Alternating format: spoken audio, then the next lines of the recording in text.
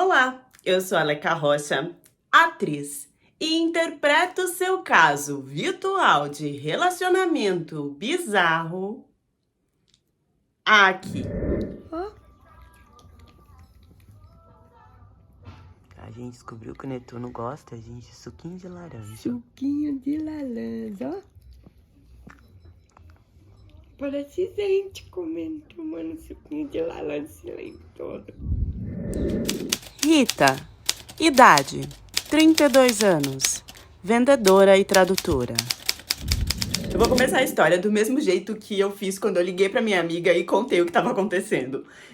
Manas, um turco tá vindo pro Brasil pra casar comigo, ele aceitou ficar na casa da minha família, já tá trazendo os documentos e disse que nunca mais vai voltar pra Turquia.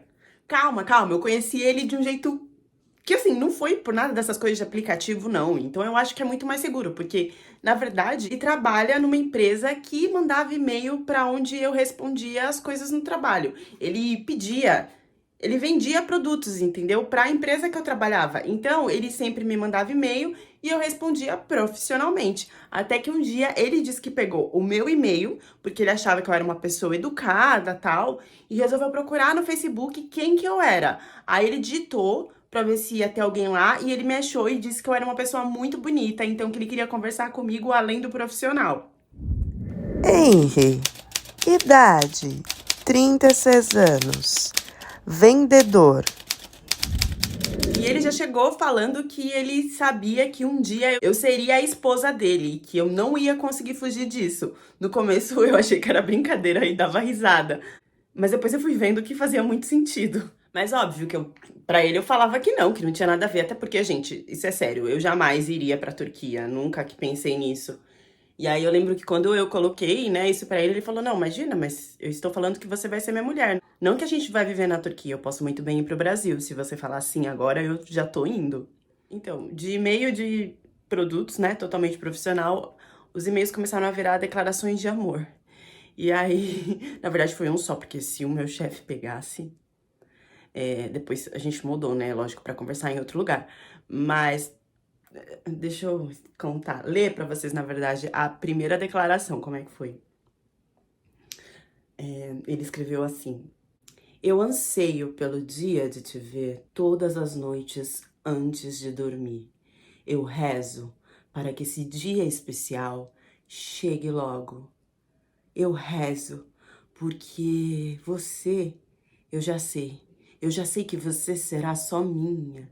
Você é o jardim que eu arrancaria todas as flores. Amanhã que eu gostaria de ver passar. O seu sorriso ilumina o meu quarto à noite nas chamadas de vídeo. Fica comigo, Ashkan. Eu fiquei com essa cara de tonta quando eu li. Dessas mensagens, ele começou, né, a fazer chamada de vídeo comigo, por isso que ele falava isso no fim.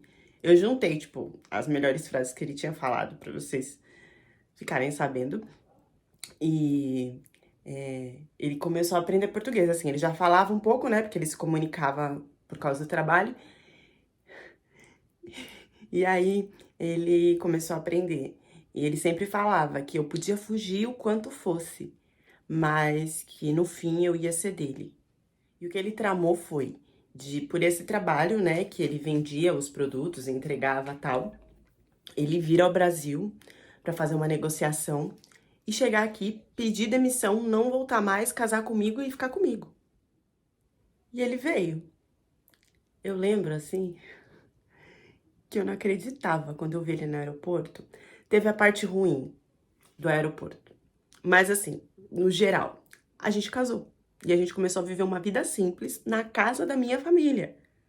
Olha só o grau. Vamos voltar pro aeroporto, quando eu encontrei ele. Porque assim, teve muita coisa que eu tive que mudar nele. Porque ele era um ogro. E aí algumas coisas eu gostaria de detalhar aqui. Talvez fique um pouco fora de ordem, porque eu sou um pouco perturbada. Só pra isso, né? Como é que foi? Eu encontrei ele no aeroporto. E aí, gente, quando ele sorriu, não tinha como eu disfarçar. Eu achei, no primeiro momento, que era por causa que ele tinha ficado muito tempo no avião e tal. porque, tipo, vinha um cheiro muito forte da boca dele. Vamos lá, eu tava apaixonada por esse homem virtualmente. Ele veio com os documentos, com tudo pra casar. Eu não pensava em, tipo, largar ele por causa disso. Eu pensava que podia resolver, tanto que eu consegui resolver depois, mas enfim. Quando ele sorriu, o dente dele tinha umas crostas em cada, assim, mas era... Deixa eu ver como é que eu posso falar. Sabe quando você come leitinho, fica aquelas areinhas assim, que você coloca muito e gruda? Ou então quando você come pão na manhã, que fica os miolos? Então, ele tinha essas crostas amarelas no dente. E muito tártaro. Mas era muito tártaro de você ver, assim, esverdeado. Eu olhei, ele sorriu e... Ashka! Veio, né? Gente, então... Aí, outra parte que também foi cruel. Ah, ele tava com uma meia encardida que era do bege pro marrom. E aí vocês vão falar, mas como é que você viu? Porque a meia tava dentro do tênis, né? E a meia costuma ser suja na sola.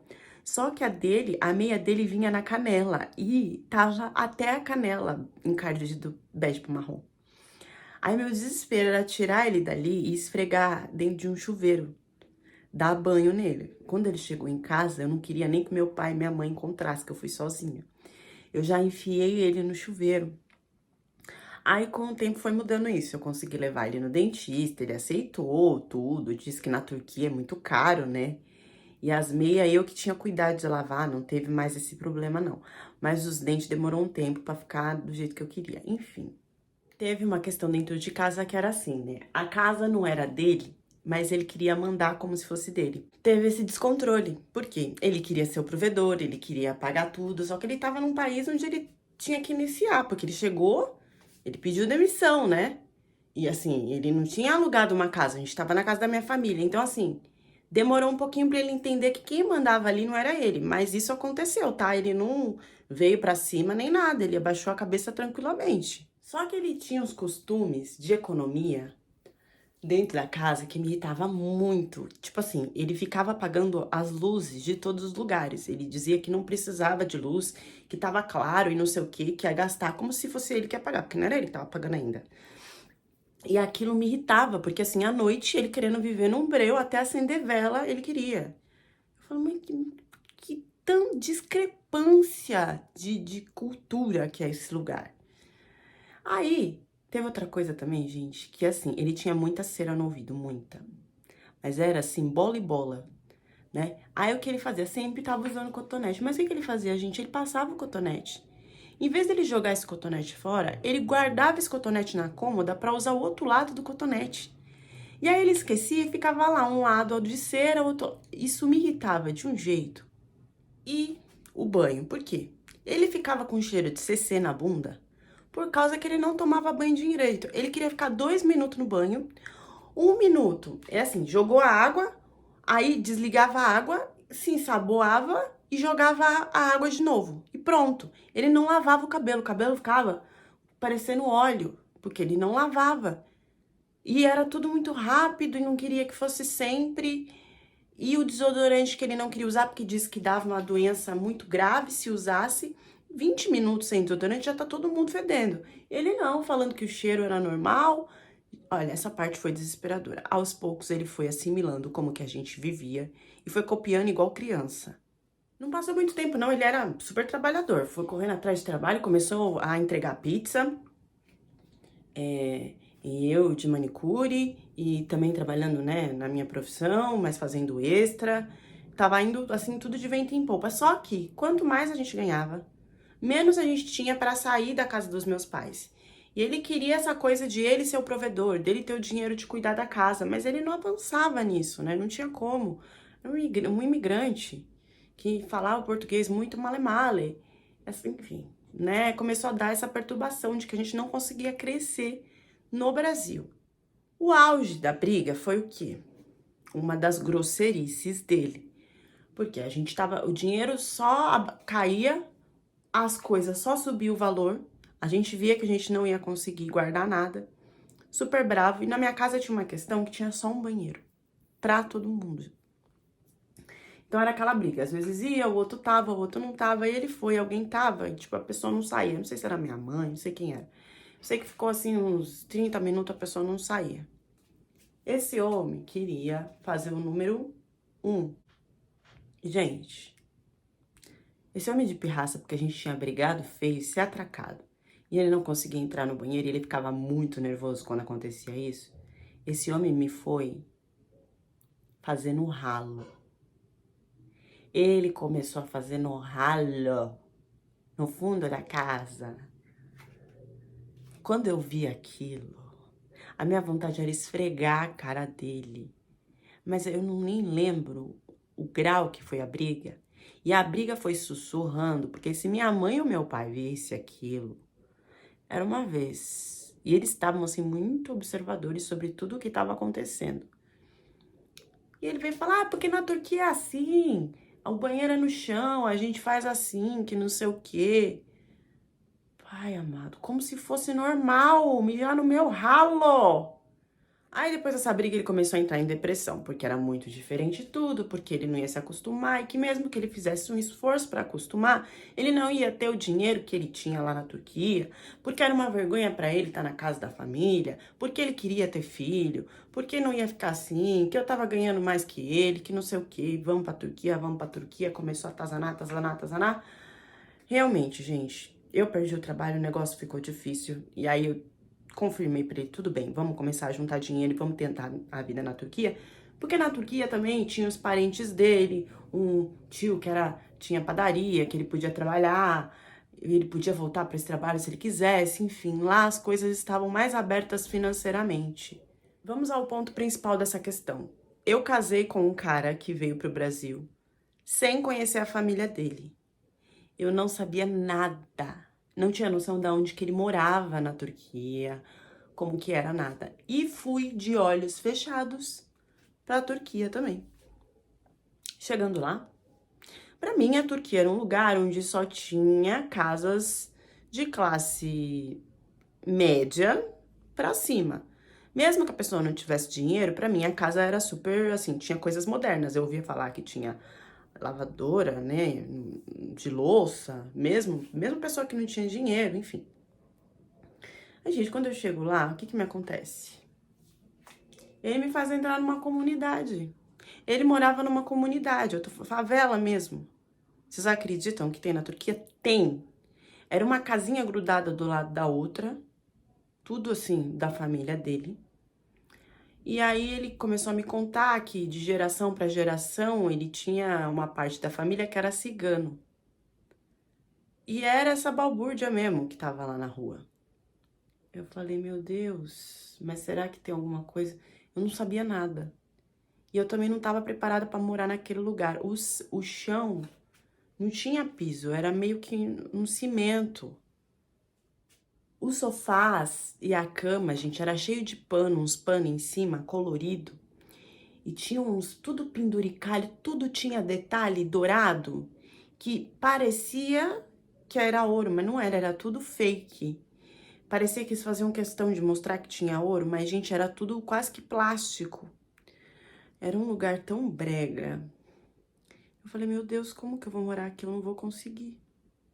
Porque no começo era tudo junto, as mulheres colocavam as comidas tudo no chão. Não tinha aquecedor que tava quebrado. Lá tava frio. Não dava pra tomar banho, não tinha água quente. Eu comecei a ficar desesperada.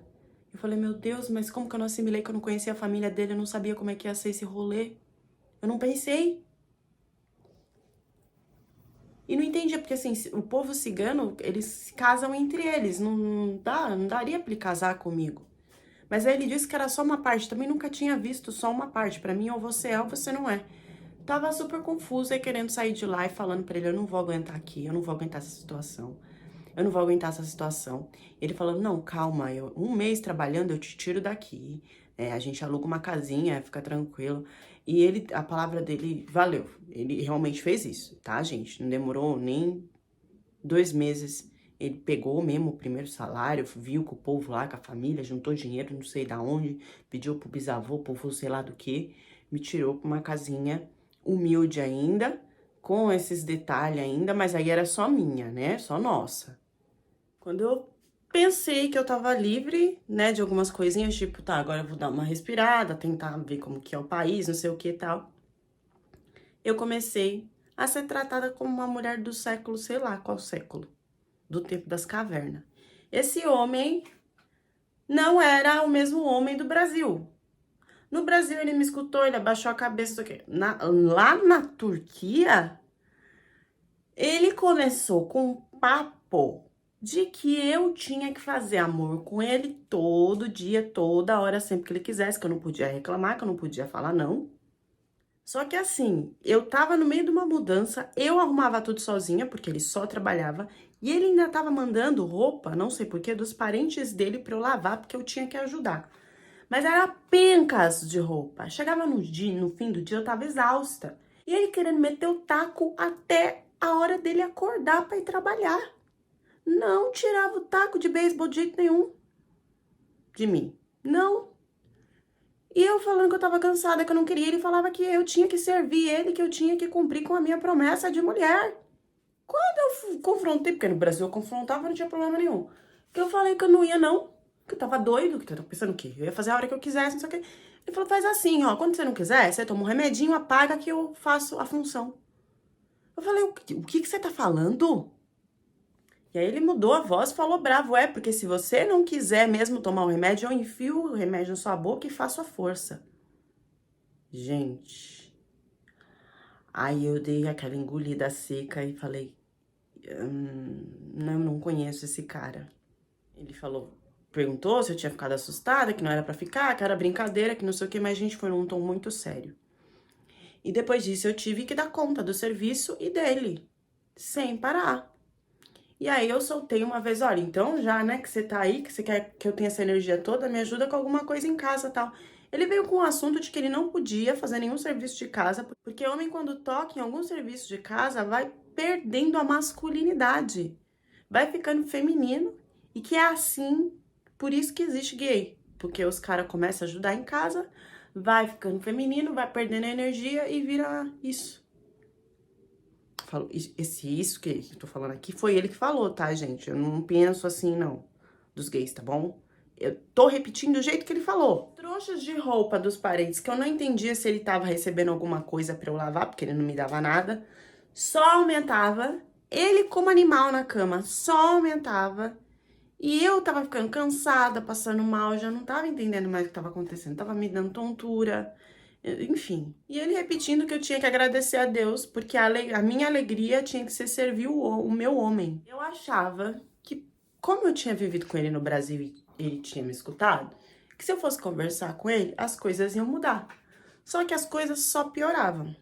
É quando eu até pensei em falar pra ele, vamos voltar pro Brasil, ou então, enfim, eu quero dar um tempo, né? Quando eu comecei a estranhar mesmo, eu descobri que eu tava grávida. E aí, quando eu contei pra ele que eu tava grávida, esse homem mudou de novo. Esse homem virou o anjo lá do Brasil, que ele era, 5 vezes mais. Ele começou a me tratar como rainha, fazer tudo que eu queria. E aí já não deixava mais eu levantar da cama. Queria contratar uma mulher pra ajudar em casa. Mudou tudo. Lembro que a mãe dele foi em casa no café falar umas coisas supersticiosas que ela tinha, né? Que não faz isso com o bebê, não faz não sei o que com o bebê. Gente, esse homem quase que... Não fala que ela não tem que pensar nisso agora, que ela não tem que se estressar. Eu falei, gente, mudou da água pro vinho. E assim, até os 4 meses foi tudo de bem. Foi tudo tranquilo. E aí, quando a gente foi ver, né, se era menino ou menina aqui, descobriu que era uma menina, ele começou a planejar tudo. Tipo, ele queria o futuro da menina totalmente planejado. E, pior parte, foi um momento, assim, que eu não sabia o que fazer, porque eu não tinha como fugir. Foi quando começou aí um primo dele lá, um cara de 30 anos, que ficava me olhando assim, observava a barriga. Eu não entendia. Ficava lá tomando chá com ele. Quando eu comecei a perceber que tava rolando como se fosse tipo uma entrevista, sabe? Ele, com o que você tá trabalhando e não sei o quê. Era um primo que ele não via há tempos. E ele ficava questionando toda a vida do primo. E falando da filha que nem tinha nascido. Gente, quando eu fui entender, ele meio que tava negociando e tentando entender como é que tava a vida do primo. E aí eu escutei o que eu não queria ter escutado e que eu fiquei como se eu não tivesse entendido. Até ele vir falar comigo que tava feliz porque já tava fechando com quem que a menina ia casar. Eu falei, o quê? Falou, porque, né, a gente ainda tem essa coisa, né, de casar entre família e tal, e a minha filha tem que ter um bom marido e não sei o quê. E aí eu já tô negociando com meu primo, disse ele, o primo dele tinha 30 anos. Eu falei, você tá brincando? Eu queria sair correndo pela porta. Eu juro, eu não entendi. E ele falando, não, ele não tem 30, ele tem 20. Gente, eu sabia. E mesmo que o cara tivesse 20, não, mas é só um pretendente, eu vou conversar com outros. Eu falei, mas como assim? Não, porque eu é que vou escolher o marido da minha filha e isso vai ser escolhido antes dela nascer. Gente, eu queria correr. Porque eu sabia que depois que a menina nascesse, eu não ia poder sair de lá, só depois que ela fizesse 18 anos. E que loucura é essa que esse cara... E ele batia forte no peito falando que a menina ia casar com um cara escolhido por ele, que era da família, que pelo jeito ele queria que fosse mais velho. E eu desesperada. Comecei a falar que não, que isso não ia acontecer, que a filha era minha também. Começou uma discussão, que eu sei que chegou mãe, pai, tudo, e a mãe e o pai tentando me acalmar, falando que isso não existia mais, que ele estava viajando, que ele era muito exagerado, que era pressão, mas que depois ele esquecia, que não ia acontecer. Eu sei que sentou todo mundo para conversar, e a mãe e o pai tentando me acalmar e fazendo com que ele mudasse de ideia, falando que não precisava, porque eu tava nervosa, porque eu tava grávida, que não era hora disso, não sei o quê. Eu sei que depois ele acabou meio que... ok, vamos ver como é que vai ser. Eu falei, não, vamos ver não, senão eu vou embora daqui agora. E aí ele falando, você vai embora pra onde? Eu falei, você não pode sair da Turquia, você tá grávida de uma filha minha. Eu falei, posso. E se eu não puder, então eu vou pra uma outra casa, eu me viro, eu não preciso de você nessas condições, querendo forçar uma coisa absurda dessa. E ele falando assim, tá, e você acha que você vai ter a filha como? Porque você não vai ter dinheiro pra pagar um hospital particular. Você não tá trabalhando, você não tem R$1 aqui. E você sabe muito bem, eu não sei se você não sabe, mas no público você não pode ter a criança. Porque a partir do momento que você tá separada, você não pode ter o neném no hospital público aqui. E chegou a rir, gente. Cara, eu amava ele. Mas eu tava com medo, porque aquele não era o cara que eu tinha conhecido no Brasil. E a família dele afirmava que ele era uma pessoa boa e que aquilo era só um exagero que ele fazia, mas que era pressão, que não passava disso, que nem acontecia, que no outro dia ele já esquecia. E com tudo que eu tinha visto dele no Brasil, eu também não conseguia assimilar o que estava acontecendo com ele. Depois de muita confusão, gente, ele jurou, ele ajoelhou. Por Alá, sei lá por quem, não lembro qual que era.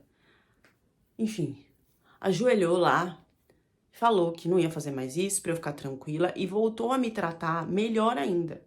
Como rainha mesmo. Não passei, assim, nenhum perrengue a gravidez inteira. Eu fazia o que eu queria. E tinha creminho na perna, frutinha, tudo.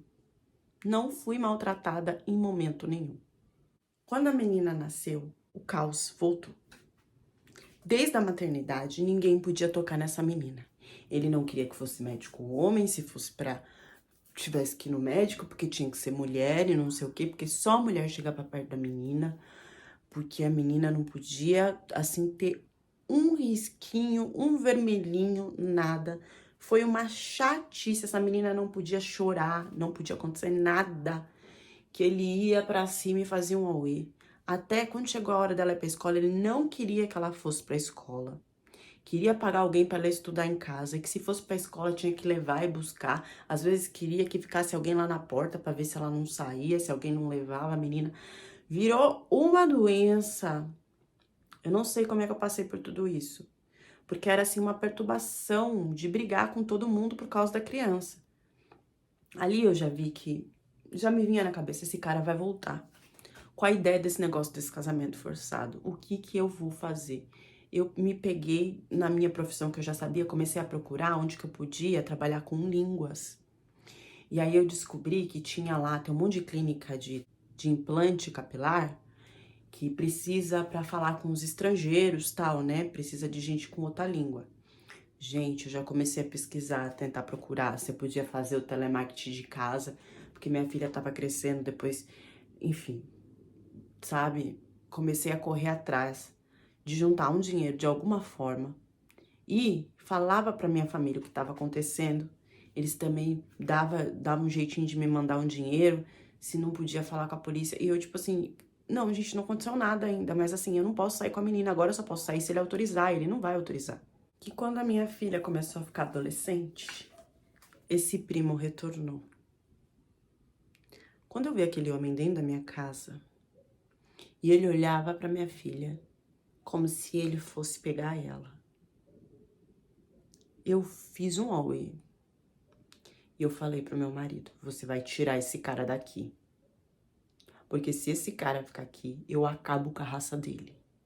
E meu marido, não, ele só quer conhecer... Gente, deu muito na cara de que ele tava tramando alguma coisa pra em algum momento levar minha menina. Ele vinha com um ursinho, com presente, sabe? Eu não sabia o que... Eu acho que minha filha... Começou com minha filha com uns 13 anos. Chegou nos 16. O meu marido me veio de novo com essa ideia de casamento. Que ela já tava na idade de casar. Eu falei, não, não.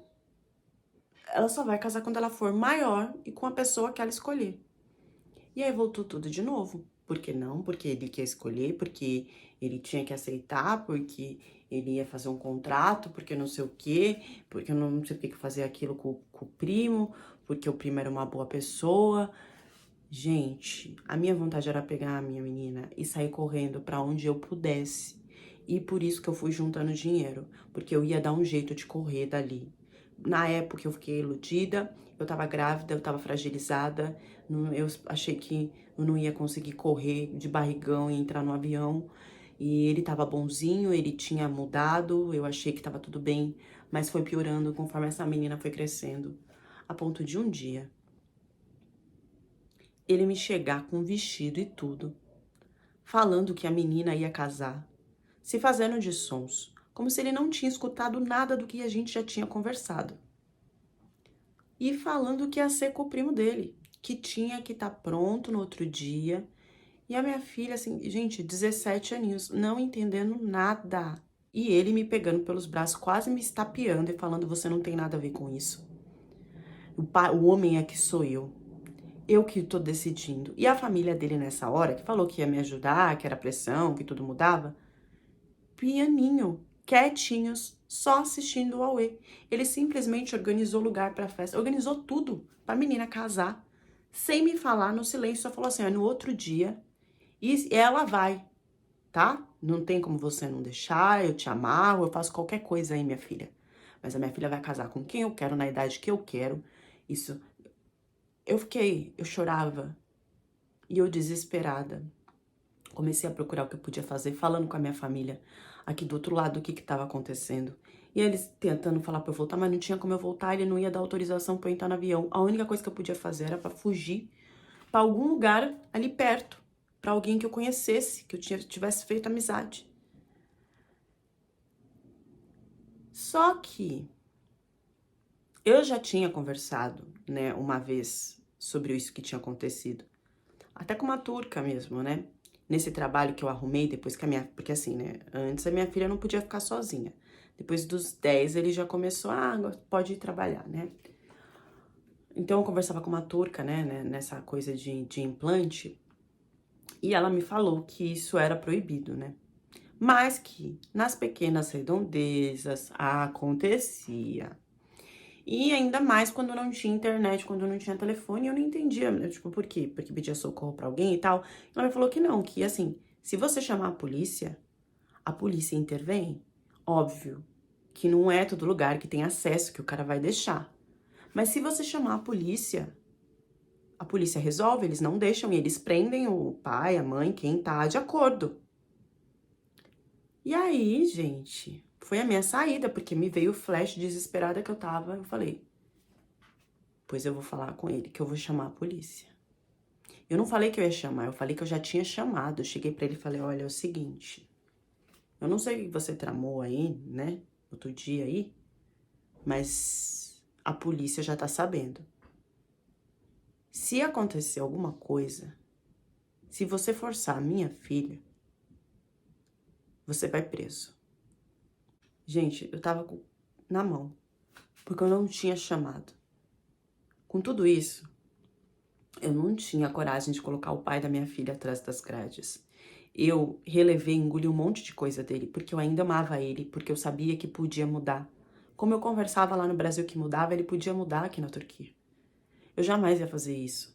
Mas eu também não ia deixar que ele colocasse a minha filha pra casar com um vestido que ela nem tinha vestido, com um cara que ela nem sabia o que era. A menina falando que não tinha porquê, papai, por que você tá fazendo isso? E ele deu uns 5 minutos de que ia acontecer. Quando eu falei da polícia, ele fez um auê falando que eu era louca, que ele devia acabar comigo, que ele devia me prender. Chamou mãe, chamou pai, fez porque assim, a casa era tudo um do lado do outro, né? Fez o maior auê falando do que eu tinha feito, que eu ia prender ele, que não sei o quê. E a mãe, não, mas não é assim, que não sei o quê. Virou uma confusão. Que ali eu entendi que, mesmo indo e voltando 1 hora, ele ia forçar a menina a fazer isso. E ele falou que já estava tudo combinado, que então eu ia ter que devolver o dinheiro para ele de tudo, inclusive do que ele ia receber do casamento. Eu falei, você vai receber pelo casamento da sua filha?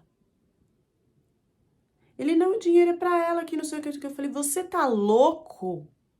Aí ele começou a mudar tudo como se eu fosse louca, falando que ele tinha falado que ela iria casar, mas que não era amanhã, não. Sendo que ele trouxe o vestido tava no sofá, falando que ia ser no outro dia. Ele falou, não, se ela quiser, e não sei o que. Começou a mudar toda a história que eu tinha escutado sozinha. Sozinha, não, minha filha também tinha escutado. Aí ficava eu e ela confirmando, ele, não é amanhã, imagina como que eu ia fazer isso. Porque assim, gente, o que ele tinha me falado, que ele tinha só organizado a cerimônia lá pra assinar e tal, entendeu? Mas que o cara ia levar a menina. Depois ele começou a negar que não. Aí, gente, eu falei, olha, pro meu bem, essa menina tá com 16, 17 anos. Com 18, eu consigo sair com ela daqui. Só que ele vai tentar casar essa menina antes. Então, a única saída que eu tinha era pegar as minhas economias e sair daquela casa. Não tinha mais o que eu fazer. Que coragem de prender ele eu não ia ter. E assim, também era aquela coisa, né? Prendia num dia, saía no outro. Então, gente, eu fiz uma loucura que foi conversar com uma das meninas do meu trabalho sobre tudo que estava acontecendo, porque não tinha como eu sair dali alugando uma casa, né? E essa menina, ela morava, tipo, na região, tipo, do outro lado, assim, da Turquia, sabe? E o que que eu fiz, gente? Eu marquei direitinho com essa mulher e peguei minha filha na escola, sem avisar ninguém, sem nada. E sumi com ela para o outro lado da Turquia. Ficar na casa dessa mulher. Era a única saída. Não tinha o que eu fazer. Assim, eu sabia que ele ia me perseguir. Eu não queria fazer o B.O., mas eu ia ter que fazer. Eu ia ter que fazer porque senão eu não ia deixar, ia me obrigar. E outra, ele ia querer ver a menina. E se ele fosse ver a menina e me sequestrasse a menina pra casar? Porque do jeito que ele tava, eu já não sabia mais do que ele era capaz ou não. Eu sei que foram tantas orações. Porque assim, eu já tava pronta pra ele falar que eu tinha roubado a menina, né? Isso não podia. O que eu coloquei, né? Já falei, vou ter que fazer pra polícia é o quê? Que eu quero me separar, tal. E aí, como eu trabalho, tudo e tal, teria a questão de eu poder ficar com a menina porque eu tinha condições, eu tinha casa, eu tinha tudo. Mas tudo isso, gente, podia dar muito errado. Porque teria que ser acertado no juiz. Não era assim, eu pegar a menina e, entendeu? A minha sorte, a sorte da minha filha, foi que, na verdade, eu fiz tão sem pensar, que talvez ele pudesse voltar e ficar com a menina e eu não poder ver ela por causa disso, né? Que eu saí da casa, assim, desesperada. A minha sorte foi que no outro dia, ele adoeceu de ficar de cama. Ele adoeceu. que ninguém sabia o que ele tinha. Tiveram que começar a fazer exames e ninguém descobriu o que era. E nisso foi descoberto uma coisa grave que ele tinha, que ele ia ter que tratar.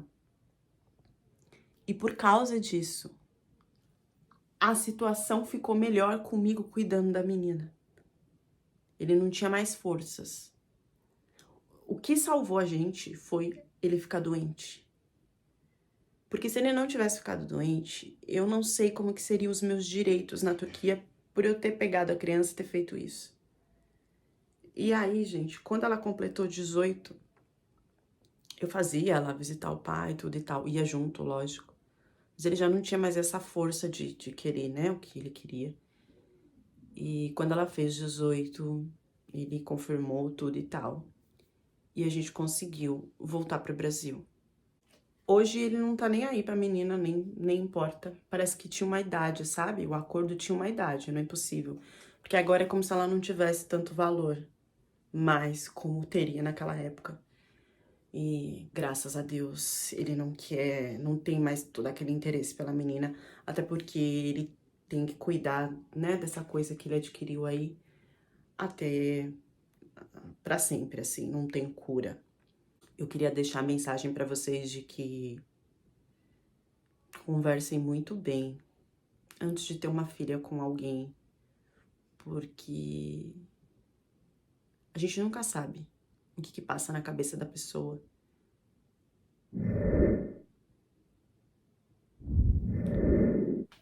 Uma coisa que acontece sempre comigo e que eu vejo que é assim em geral. Ah, tá namorando. Eu mostrei uma vez, né, que eu tava de paquera com um moço.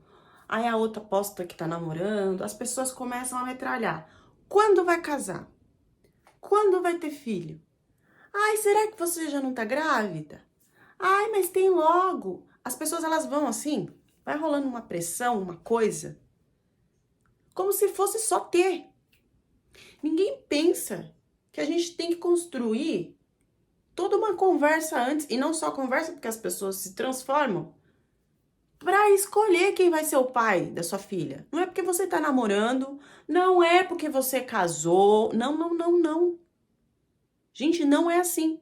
As pessoas têm uma coisa de tipo, engravida!